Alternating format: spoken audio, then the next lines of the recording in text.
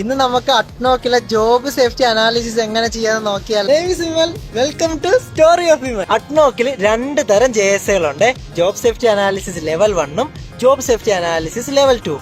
പിന്നെ നമുക്കൊരു FRA കൂടെ ഉണ്ട്, formal risk assessment. JSA level 1നെ നമ്മൾ വിളിക്കുന്ന പേരാണ് standard hazard control form. JSA level 1 നമ്മൾ ജനറൽ വർക്ക് പെർമിറ്റിലാണ് യൂസ് ചെയ്യുന്നത്.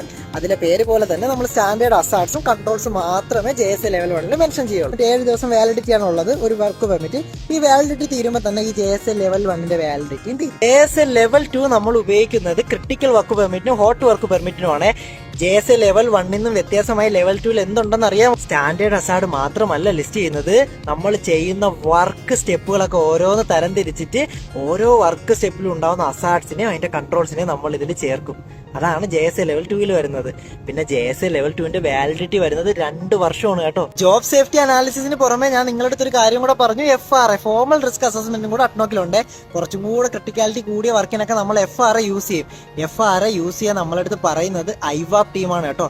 IWAP മീറ്റിംഗ് കൂടിയിട്ട് അവരാണ് സജസ്റ്റ് ചെയ്യുന്നത് ഇതിന് FRA വേണമെന്ന്. JSA ലെവൽ 1ഉം ലെവൽ 2ഉം നമ്മുടെ പെർഫോമിംഗ് അതോറിറ്റി ഡ്രാഫ്റ്റ് ചെയ്യേ. പക്ഷെ FRA ഡ്രാഫ്റ്റ് ചെയ്യണത് നമ്മുടെ റിസ്ക് അസസ്മെന്റ് ടീമാണ് കേട്ടോ. അതായത് മിനിമം 2 പേരുള്ള ടീം ചേർന്ന് വേണം ഇത് ഡ്രാഫ്റ്റ് ചെയ്യാൻ. മറ്റുള്ള 2 JSA വ്യത്യാസമായിട്ട് ഇതിൽ നമ്മൾ റിസ്ക് കാൽക്കുലേറ്റ് ചെയ്യും. അതും അറ്റ്നോക്കിന്റെ റിസ്ക് അസസ്മെന്റ് മെട്രിക്സ് വെച്ചിട്ട് റിസ്ക് കാൽക്കുലേറ്റ് ചെയ്യും. ഇൻഹറന്റ് റിസ്ക് എടുക്കും, റെസിഡ്യൂവൽ റിസ്ക് എടുക്കും. ഇൻഹറന്റ് എന്ന് വെച്ചാൽ നമ്മളെ കൺട്രോൾ മെഷർ എടുക്കുന്നതിന് മുന്നേ എത്ര റിസ്ക് ഉണ്ടെന്ന് അതിൽ കാണിക്കും. റെസിഡ്യൂവൽ എന്ന് വെച്ചാൽ നമ്മൾ കൺട്രോൾ മെഷറിന് ശേഷം എത്ര റിസ്ക് ഉണ്ടെന്ന് കൂടെ കാണിക്കും. ഇവിടെ വാലിഡിറ്റി വരുന്നത് 1 ഇയർ ആണ്. കാര്യം പ്രത്യേകം ശ്രദ്ധിച്ചോണം, നിങ്ങൾ ഒരു അസാർഡിന്റെ കൺട്രോൾസ് മെഷർ എടുക്കുമ്പോൾ നിങ്ങൾ ഹൈറാർക്കി ഓഫ് കൺട്രോൾസ് വെച്ചിട്ട് വേണം അതിന്റെ കൺട്രോൾസ് മെഷർ എടുക്കാനായിട്ട്. ലെങ്ത് കൂടി പോകുന്നതുകൊണ്ട് ഞാൻ ഒരു കാര്യം കൂടെ പറയാം. നമ്മുടെ JSAനെ പറ്റി കൂടുതൽ അറിയണമെങ്കിൽ അറ്റ്നോക്കിന്റെ personal safety and WMS corporate practice 3ലാണ് JSAനെ പറ്റി നന്നായിട്ട് എഴുതിയേക്കണം. ഇനിയും കുറെ കാര്യങ്ങളുണ്ട് പറയാൻ. ഇവിടെ ഹൈറാർക്കി ഓഫ് കൺട്രോൾസ് കുറച്ച് വ്യത്യാസമാണ്.